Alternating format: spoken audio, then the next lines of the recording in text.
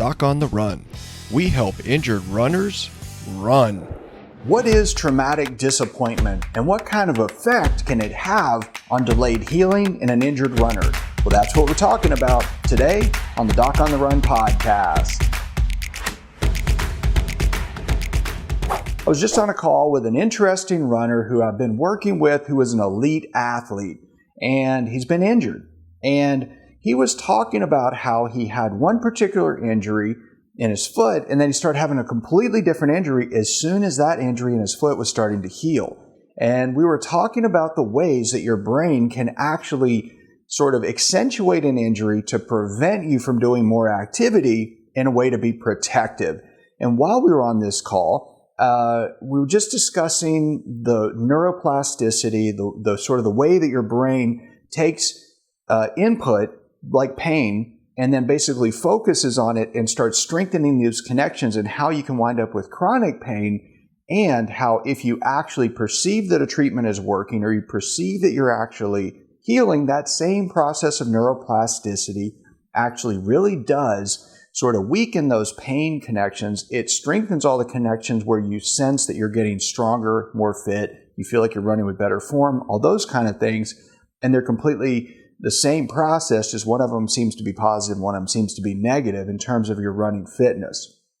And we were talking about how sometimes when you've had disappointment or you've had an injury, it can lead to more and more setbacks. For example, we kind of talk about when somebody's on a winning streak, well, they just keep doing the right thing over and over. When somebody's on a losing streak, they're just not winning any races, they're doing poorly, they continue to kind of accelerate in the wrong direction. Well, part of that has to do with psychological progress. And he used a phrase that I'd never heard that actually really struck me. And he said, I think it might be traumatic disappointment.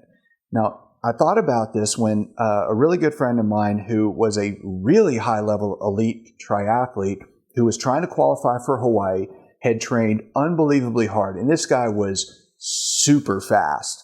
And the story is that he was married. He had a baby on the way, and they found out while he was training for Ironman Lake Tahoe that he had a baby on the way. Now, I was doing the same race, and I was super excited for him because I knew for sure he was going to qualify for Hawaii and, in fact, would probably even win his own age group. But what happened that day was that the race was canceled while we were standing on the beach waiting for the start. So he had trained basically for a year, and we were told the race was going to happen, even though there was tons of smoke from all the wildfires in California. There's a lot of smoke in Lake Tahoe, and they kept telling us that the winds would shift and all this stuff and that the race would still go on. But the morning of the race, about half an hour before the race started, they announced that the health department had shut down the event and we would not be able to proceed. The race was not going to happen at all. And he was crushed, understandably, because he also said, well, that's it. That was my shot for Kona, because he knew he was going to have a baby, and there was no way with work and having a new baby and all that, he was going to be able to maintain his fitness and do a different race later. It just wasn't going to happen. And that sort of thing, a traumatic disappointment, not only happens when a race is unfairly taken away from you, but it can also happen when you simply have things go sideways in a race. If you happen to eat the wrong stuff or drink the wrong stuff and you wind up getting sick to your stomach and you completely blow your race, well, that can be really, really disappointing. And if you do, it can affect you negatively because your brain doesn't want to experience that kind of disappointment again. And so if you've been training, and you get another stress fracture right before a big race, it can be really traumatic to you psychologically. And you have to pay attention to those components of running injury if you're not getting better, if you've hit a plateau.